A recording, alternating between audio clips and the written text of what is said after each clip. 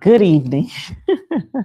Good evening, and welcome back to Pretty Petty Politics. I am joined with former Associate Judge Tiffany Hill, who is a candidate for the 495th Criminal District Court here in Harris County. Now, we have tried this. This is our third time. Third time's the charm. But we did face some technical difficulties. So, thank you for tuning in this evening with us. Hello again. Hello.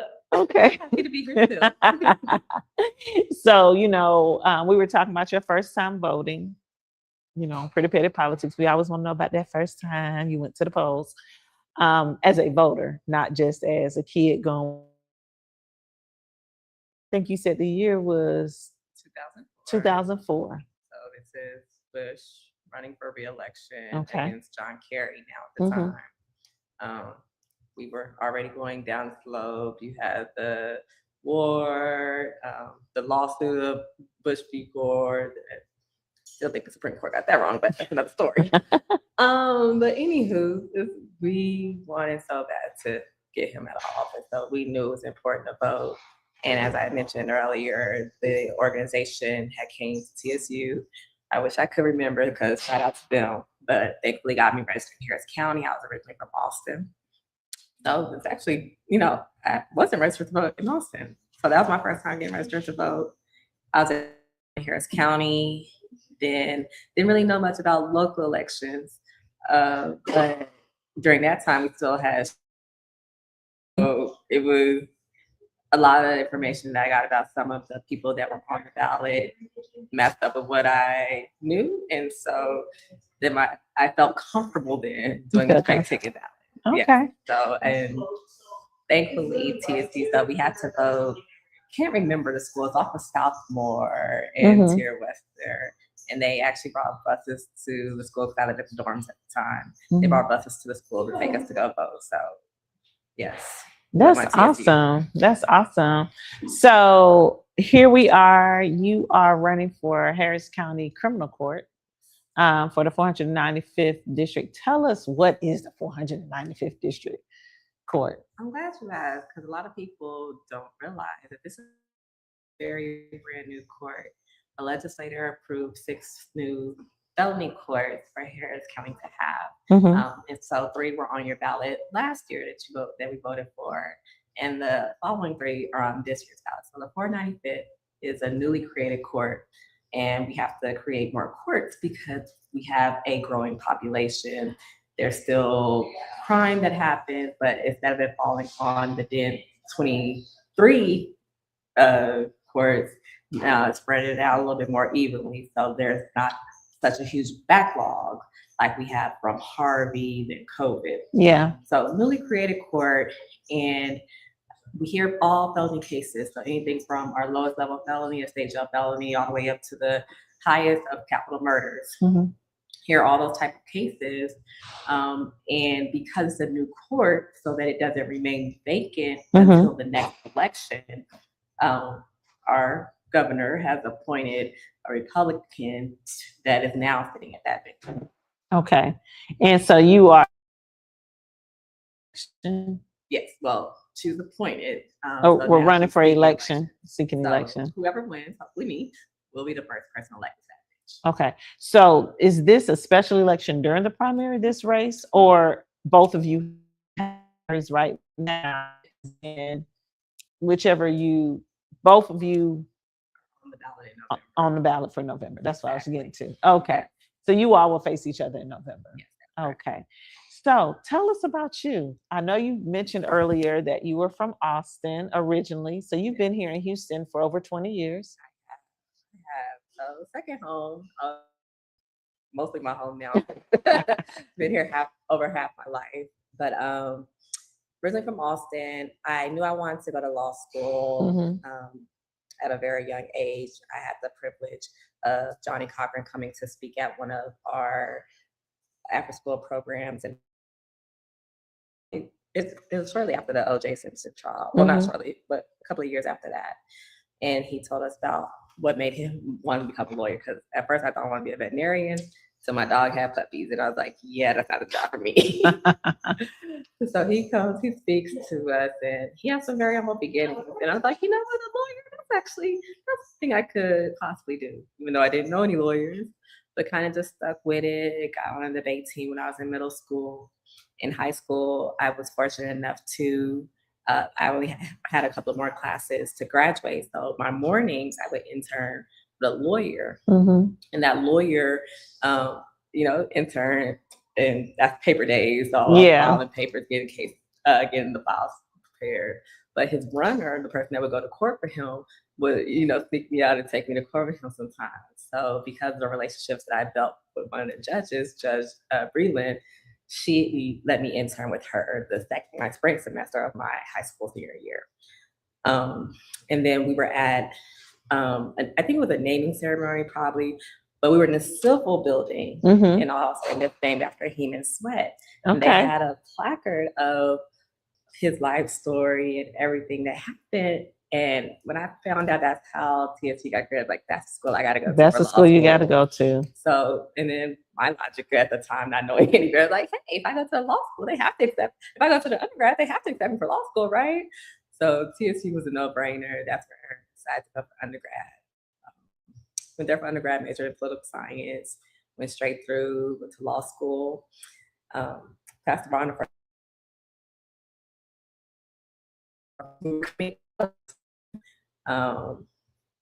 And so firms weren't really hiring like that at the time. So I opened up my own practice, did that for 9.5 years, practicing mostly criminal defense, Mm-hmm. and then indigent defense at that. So I was a court-appointed lawyer trying to change that stigma that all court-appointed lawyers are bad, because I was the one that would fight for my cases. Thankfully, I had the right people, right mentors in my life that showed me that I still fight for my clients, no matter if they're paying or no matter if they're appointed to me.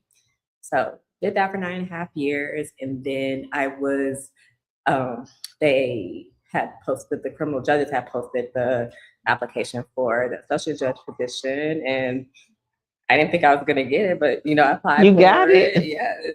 So I got it, did that for a little over 2 years. And then ended up going to the public defender's office, because it's a temporary program. We didn't know if how the program was going to pan out. it was gonna, and it ended up not panning out. Yeah. But left before that, went to the public defender's office. That's where I'm currently at now. Okay. And we have legal background. We'd be here all night. I told you about my whole life story. No, but I mean, it's important for people that you have this vast experience of nearly 20 years experience, as an attorney. 13 years as an attorney, but I'm not a stranger to the legal field. Wait, hold on. When did you finish law school? In 2012. You know what? I'm making you. Never mind. I got you back there with. I got you back there with us at Thurgood. Okay. Because 04 is when you started undergrad, not law school. See, that's what was messing me. You were still around. But even then, over a decade in experience practicing law in various manners, whether it's private practice, doing representing indigent defendants, and with the public defender's office. Yeah. And you've been an associate judge. And you were selected by judges for that? Yeah. So that says a lot. Because colleagues, they know when they talk, and judges know when they talk. They know who out here doing the work and who out here, just out here. So I had to be voted on by a supermajority of the judges. So that means there were 23 judges at the time. I had to be voted on by 16 of the 23. Okay. In order to get the position. Okay. Do you know your count? I don't know my count. I wish I did, but the judges' meetings are secret. Yeah, but nevertheless, you got at least the majority. So here we are. You're preparing to run for this 495th this newly created 495th Criminal District Court. Why? Well, one of the things is being a judge is so different from practicing. Mm-hmm. I can fight as hard as I want to, but at the end of the day, I'm not the person making the decision. Mm-hmm. And so, from my practice area, and even being an associate judge, I learned not that I didn't have respect for judges at the time, but those are some difficult decisions that you have to make about people's lives. Mm-hmm. And they're going to have to live with that for the rest of their lives. And not about just about people's lives, but our community, where we live, what's going to affect us as a whole here in Harris County. And so I feel like because of my background, because of the things that I've done, I'll be able to bring a unique perspective to the bench where able to make the just and fair decisions when somebody needs that grace and understanding. Because let's be real, the most of the people that are coming in the courtroom look like me, Mm-hmm. you know, are either Black or brown people, and understanding the socioeconomical, the backgrounds of people, and some of the things that they may do is not of disrespect, but because sometimes they weren't even taught that, or it's to the culture that they know. So that end on it of the fairness, but also I live here in Harris County. I've had my car broken into. I've been gone by the porch pirates. I don't want crime here in Harris County. So these soft on crime Democrats, no, that doesn't even make any sense. Why would and my family lives, I have family here. Why would I want somebody to do heinous crimes to the people that I love? Right. So I know how to strike that balance in between giving grace where it's needed, but also protecting our community and making sure that people aren't on the streets. They're held accountable. Yes, Yes. definitely. Yes. So in your court, should you be elected to the 495th, you would do state jail level felonies all the way up to capital. Yes. Are you ready for that kind of weightiness? It's a tough job. It's not an easy job. But yes, it has to be done. Yeah. It's a necessary component that needs to be done. And if not me, then who? Yeah. You Yeah. know? And so of course I'm ready for the weightiness of it. Is it gonna be challenging? Yes, but I know from all the work that I've done, and plus I keep my faith in God. Come So, on. you know, he hasn't steered me wrong yet, and I don't think he'll steer me wrong on the bench. Excellent.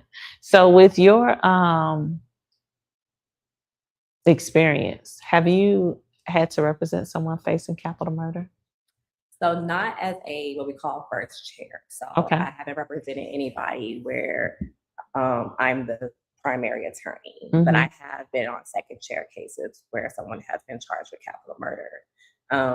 Had some cases, some murder cases where it could have been a capital murder, but Kept it from going there. yeah, the DAs, you know, we went through the evidence, realized it wasn't a capital case, or for whatever reason, the DA decided not to charge it as a capital murder. So, Okay. yeah. What has been one of your most challenging cases? First, I know you can't talk about really as a judge, No, unfortunately but as an not. attorney, what can you talk to us about maybe some cases that were, I want to say landmark, like really significant to your career and that shaped you as a jurist? So I would say one of my biggest one that steps out actually wasn't even here in Harris County. Okay. Craig Washington was one of my mentors. Okay. And so when he took his time away from practice, he divided his cases up between me and some of his other mentees. I was given a case in Walker County where a parole board commissioner was charged with tampering with a government document. Oh. They said that so basically, long story short, she's supposed to do the 20-year interview for people that are serving murder sentences or life, but with the possibility of parole. And she gets there to interview them, and the inmates aren't there. She waits around, but then they never show up, so she leaves. And she wrote on their parole memorandum, inmate refused interview, told to me per Sergeant, I think Yanez, an officer, I forget his name. So they said that she lied on this government document and charged her with a third-degree felony. So kind of a, you know, it ended up being a big deal. I did a grand jury packet because it's like, how is she lying if someone told her she put this was told to her Right. by this By other these person? people. Hmm. So how's it a lie? I do the grand jury packet. They go and add 4 more counts for each person that she did a parole memorandum for. Oh, wow. The trial lasted 5 days. This is a third-degree felony. So this 2 to 10, one of our Mhm. lower felonies. 2 to 10, 4 days. The first assistant to the district attorney Mhm. in Walker County tried the case. The first assistant, the person Yeah, behind yeah, me, yeah. tried No, this case. yeah, That's how that's big yeah. of a deal it was. The jury deliberated for 6.5 hours. And it was a 4-4-4 split. 4 for the felony, 4 for the lesser included misdemeanor, and then 4 not guilty. Mhm. So that was, really unheard of, especially in Huntsville because it's a Small. smaller Mhm. town. Everybody knows each other. So that was one of the cases where I felt prepared me and built me as a lawyer, because I had to fight a lot of adversity in that particular trial, especially it being a small town and learning their rules as Mhm. well, trying the case. So that was one of my bigger cases. I would just say any of my landmark cases, what makes it hard, especially as an attorney, is representing someone that you know is innocent. Mhm. And for some reason or another, the state isn't convinced by my side and wants to go to trial. And so that's hard Mhm. because these people are facing prison time, Mhm. a felony record that does not go away, contrary to popular belief, Right. after 7, 10 years. And so it's kind of hard because that person's life truly is in your hands. Yeah. And the worst feeling is for somebody to be convicted of something that they did not do. So I would say those would be my harder type cases, have been my harder type cases in practice. Wow. I'm still thinking about that lady in Walker County. Oh, Lord, it was That's a lot. 4 day trial, a 4 day third. With the Yeah, second right under the district yes, attorney being the number mhm, one prosecutor that day. yeah. So with a lower level, Of- ADA should have handled the yeah. first assistant, Jeez. the right hand Baby, woman. they were coming for you. Oh, They were hey. gunning. Mhm. They were gunning. How does this, I mean, I know you're a woman of faith, you've shared that, but how do you expel? I asked that question earlier of another candidate in another race, but how do you expel? How do you get rid of the heaviness of the day in the work that you do? Because I know we talk about mental health a lot in general, and we should because it's a part of who we are, and it's a part of our health. But how do you manage that? Seeing the evidence that you will see, this evidence that you've seen, right, as an attorney, but even on the bench, when you were an associate judge, and what you will see if elected to the 495th, how will you manage that exposure, all the things that you will be exposed to? So faith really does. I mean, in my relationship with God, my walk with God, it plays the most intricate part of that. Not to say every day is peachy keen, and not to say that I don't feel the weight of the heaviness at times, but that my church, all of that plays a very intricate part. But I am blessed to have such an amazing support group from my parents, from my friends, from my line sisters, and so I have people that genuinely care about me that I can go to and just even if I can't talk about the case, I can just vent and say, I feel this type of way. This is what's going on. And a part of mental health is physical health. Mhm. I'm an avid runner. That's only because I had an accident. Well, main reason is because I had an accident, had to relearn how to walk and this stuff. But so I love running. I love working out. I'm actually gonna go to the gym after this because I didn't get to go on Monday. But taking care of my physical health helps me as well because I can go out on a run and and that just clears my brain, gets the endorphins going. And sometimes I'll be in the bathroom like, what was I mad about? Yeah, so just a combination of all of that helps me to stay grounded. Um, I don't take work home with me. Okay. I learned that rule as a baby attorney. I'm not gonna bring that work home with me. It'll be back at the job when I get home, and that's where I leave it. Okay. Yeah. I don't know how you would carry that so much. I mean, and I know attorneys and judges do every day. I'm just thinking about, I read a lot of cases um, from media reports, or sometimes you read case summaries or um, after the fact, and you're like, wow, I wonder what that scene looked like. Mhm. I wonder what those photos look like. Just the descriptions that may be in an article or in a summary about a case, and people have to listen, jurors have to listen, judges, clerks, and you're taking all that in. And so I do worry about that. That does concern me, because does it make judges hollow, right? Or are they doing the work? And I want judges that do the work so that they can remain balanced and lead in fairness and very judiciously, Certainly, you know? for sure. I mean, because coming out to the situation doesn't make it better. Hmm. And I don't, no shade to anybody does, but I don't think that's the best coping mechanism, Hmm. and that's what I say, having a great support system.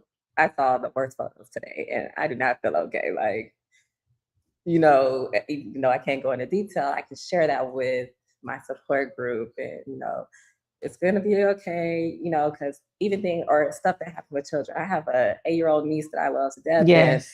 they say something about a child. I'm like, oh my I have gosh, I one of couldn't those in my life. imagine Yeah. if that was Yeah. my niece, but thankfully it's not. But those experiences also at the same time, you got to use that in the positive part. So to know that, you know, how to strike that balance from the evidence that you hear. And like I said, work stays at work. Work stays at The work. work stays at work. And when I'm That's at home, smart. I do everything that brings me joy. Well, let's talk about it home. Let's talk about it home. What does a day in the life of Tiffany Hill look like when she's not at? A day in the life. Wow. No day is the same. But for sure, at least for now, I try not to schedule any court dates on Mondays or Fridays. Mm-hmm. So Tuesdays, Wednesdays, and Thursdays, I'm typically in court, but Mondays and Fridays, I use that to meet with my clients, Mm-hmm. whether it be in person or if I'm going to the jail or just to have an office day because for, for some reason people think we just go to court and then we go back to the office and don't do anything. It's like, no, I gotta watch these body cameras. I gotta go through these 911s, gotta interview Mm-hmm. witnesses and all that kind of stuff. So I like to have Mondays and Fridays for my office day or anything like that. But usually wake up in the morning. Um, Tuesday, Thursday, Saturdays are my run days. Okay. Monday, Wednesdays, and Fridays, I usually go try to get the blood flowing, go Mm-hmm. for a walk in the morning, treadmill, Mm-hmm. just to get it started. Then I'll come to work, um, go to the gym afterwards. If it's a Monday, Wednesday, Friday, I also teach at Thurgood. I've Okay. been teaching legal research for the last, I think this is year 7 for me. Lucky number Okay. 7. Yeah, since 2018. Okay. So they moved it to the spring semester. That's why I'm a little confused. Um, but I do that on Tuesday evenings now. And then, um, yeah, I mean, kind of boring. I might hang out here and there, but really just, work out. So I hear you talk about running a lot. Yes, Okay. So you had a bad car accident? I did. Yeah. In June 4th, 2014. Can't ever forget the date. Um, I was leaving my apartment complex and the traffic was built up. It was a 4-lane street, main street, right in front of NRG. And so so it's the street that I'm on, I'm trying to make a left to go on the main. And the first 3 lanes had stopped because it was a red light. And then the third car in this lane, I guess, thought the car was gonna stop and waved me on because I'm inching out. And I was in a Cobalt at the time. The lady was in a Denali and Ooh. T-boned me. I was stuck in my car. They had to use the jaws of life to get me out of my car. Oh, wow. Yeah. And if anybody's been in Houston in the middle of June, it is hot. It's So hot. no AC, waiting there for the fire truck because obviously the people wanted to try to help get me out, but they're like, no, we don't want to touch you because we don't want you to get hurt anymore. It's like just understandable. So yeah, they ended up getting me out of my car. And then when I got to the hospital, found out I had a small puncture wound in my lung, and then my hip was fractured in 3 places. Oh, wow. But as I was waiting there, my leg went numb.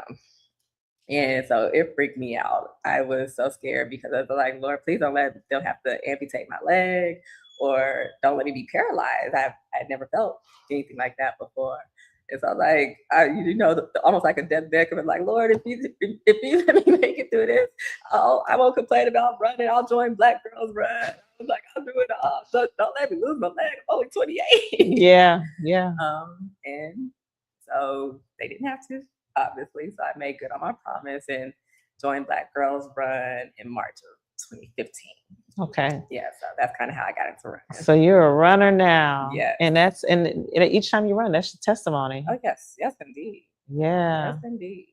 So do you participate in a lot of the, I guess, the running community here in the Harris County area? Mm-hmm. So like I said, I started with Black Girls Run because, back then. You needed a community to get started. Yeah. Running wasn't as popular. Right. Back then. But a lot of the new groups that are coming around, I try to go support them too. Like ZFT, I ran with them a couple of times. Other groups like Run Striders Run, I ran with them a couple of times. Do a lot of, I don't do as many local races as I used to because, once you've done, you kind of done them all. But I will be doing the rodeo run, for instance, this weekend. That's the yearly one I do. You do Chevron? I do. I didn't do it this year, so I do it every other year. Okay. It was actually my first marathon. Okay. You did a full marathon or half? No, I've done the full marathon. Whew. 6 times. You did? Oh, 6 times? Yes. Baby, 1/2 was enough for me. I was like, check off the list, done. I'm not a runner. Yeah, well, I tell anybody, if I can be a runner, I literally mean this. You can be a runner too. Yeah, long distance. I had to learn how to walk again. Give me a sprint. That long distance is different. Yeah, it's hard. It is hard. It's hard. It's not just a little challenge. It's hard. But being in the run community, you meet a lot of different people. Yes. Right? From a lot of different walks of life. Yes. And all of that. So I love that you have expanded your community in that way. Definitely. Yeah. It's a great community. Like, we're all crazy and love to do all this crazy. Not crazy in a bad way, but. So tell me about your family. I know you said you have some family here in Harris County. I do. And you lit up when you talked about your niece. So I can't wait to hear about her. Oh, yes. So I'm actually my mom and my dad's only child. They both had me when they were young, and they both remarried when I was young. So my mom, it feels weird saying stepdad because that's my dad. That's your dad too. They remarried, I think, when I was 4, and then my dad and my stepmom, they remarried, I think, when I was like either 5 or 6. Okay. And so I was the only child for a long. With 4 parents. Yeah. Girl, that's awesome. It's amazing. And all of them very active in my life. Yeah. And so I was the only child for a long time. But my mom had adopted kind of not officially adopted, but took in my older cousins, a boy and a girl. So though we grew up like brothers and sisters. Okay. And then, but still only child until my little brother came. I was like, I got that when I was 4 or 5. Y'all wait till I'd be 10 years old. But that's what I have my niece through. And that's my girl. And that's your girl. 2 little brothers with my dad and my stepmom. Okay. So I'm the oldest, only girl. And then, my niece, that's they said that's just like my little twin because she's almost everything like me. Are you the rich auntie? She get all your money. Oh, all of it, all of it, all of Take it. my money. I work for the county, girl. But no, she's amazing. So we're both preemies. Both Okay. we're due in February. We're both born in December. Oh So wow. she's the 12th. I'm the 23rd, 2 days before Christmas. And I was like, girl, you're always trying to be like me. I love But that. yes, that's my girl. All right. What other what's something that someone would not guess about you? Like your friends may not even know, like, but it's something exciting and exhilarating that, others in the community would connect with. Is there anything like that? Like for instance, I jumped out of a plane and I love that. Have you done anything crazy? I mean, you've done stuff crazy because you've done 6 marathons. So I don't even think we need to ask that question. That's wonderful. But no, I won't say it's exciting, but I can be very bashful. Like I'm the type of person that sits in in the background and kind of observes the scene. I love talking to people, but I get bashful sometimes. I get really like shy and like, ooh, should I even say anything?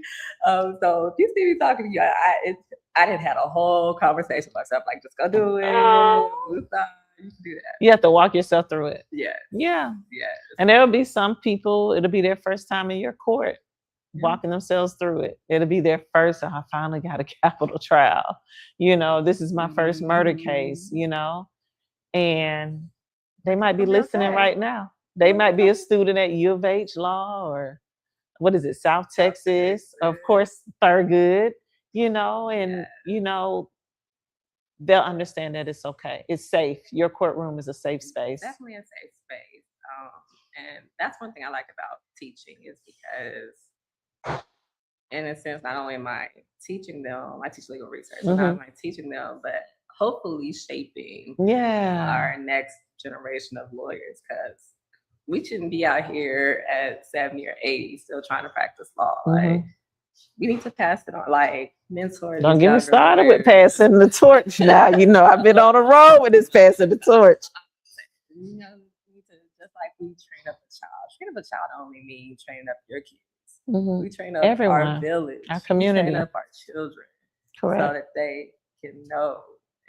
And that's what keeps it going instead of gatekeeping. Yeah, she said it, not me. Instead of gatekeeping, pass that wisdom on, pass that torch. I'm just gonna say, training up some great lawyers. So before we get ready to go to our closing, I do want to remind viewers that she is on the ballot. Early voting ends in 6 minutes today, but the polls are open tomorrow, Thursday, and on Friday from 7 a.m. to 7 p.m. And election day is Tuesday, March 3rd from 7 a.m. to 7 p.m. Yes. Please do your civic duty and vote. And vote. Your vote does matter. If your vote didn't matter, people wouldn't be fighting so hard for your vote not to matter. So please go vote. Like I said earlier, back when I first started voting, we had this thing called straight party ticket. Why would they get rid of stuff? Why would they make stuff harder to vote if your vote didn't matter? Let's think about that. Yeah. Yeah. Yeah, I remember those general elections. That wasn't too long ago. That was just maybe 3 cycles ago. Yeah, 20 after the 2018. Yeah, Black Girl Magic happened. Yeah. Exactly. So before we go, definitely I want you to give your spiel about why voters should vote for you in the Democratic primary, as well as please share where people can visit and donate to your campaign, as well as sign up to be volunteers and learn more about you. Sure can. So thank you again for having me. Oh, absolutely. It's been an absolute pleasure. So what I will say is, excuse me, I'm not new to this, I'm sure it is. I am a dedicated public servant. This is what I do, and I believe this is my purpose, to be here to serve. And I want to serve the people of Harris County as your elected judge of the 495th District Court because I have the experience, because I have that unique background that brings a different perspective to the bench. And no matter who comes to that court, they're going to get treated fairly and equitably. So I don't care if you're Democrat, Republican, I don't care if you're red, blue, black, or brown. Everybody's going to get justice when they walk through the doors of the 495th. Not going to be the type of person making new law on the bench. I know how to follow the law, and I've done that. And I also know how to keep our community safe, and I plan to continue to do that. So, with hopefully, I will earn your vote. I'm unopposed actually in the primary, thankfully. So, what I've been telling people is you get to practice in March, go ahead and check my name. And then in November, vote down the ballot all the way All the from way top down. to the bottom because I'm almost down there close to the bottom. But don't get weary while doing it. Go all the way down to the bottom. My website is hill495.com. Hill495.com. You can find me on Facebook at Tiffany M. Hill for Judge, and then on Instagram, Tiffany Hill for the number 4 Judge. And so if you want to volunteer, you can reach out to me in any of those platforms. But love to have you there. And even if you want to donate, because one thing I have learned in my first time running is not cheap. The push cards you see, those signs that you see, T-shirts, all of that is not cheap. We're not getting that for free. So if you want to donate, and I hate begging for money, I really do. But if you want to donate, that would also really help. Please donate to Tiffany Hill for the 495th District Court Criminal Court. Make a donation. The year is 2026. So let's donate $26 or up. Okay. If you can do 50, we'll take 50. 100, we'll take 100. 250, we'll take that. Now, if you're feeling real good, she'll take 500. If you're feeling jazzy, go ahead and get that 2,000. It is hard to ask for money. Even my niece saved up her allowance $5 and donated to my campaign. Oh, that is so and that sweet. helped me buy some more push cards because those go out so quick. Harris County, It's huge. it's Over a lot 5 of million people to here. reach. Yeah. And a lot of registered voters. Yeah, reach. absolutely. Again, early voting ends on Friday, 7 a.m. to 7 p.m. on Thursday and Friday of this week. And the primary election day is next Tuesday, March 3rd. Yes. Let's do it. Let's do it. Well, ladies and gentlemen, that is our time. Our producer is going to go ahead and clock us out. And so we're going to bid you a good night. Thank you so much for tuning in, and we will see you next time. Bye-bye. Bye.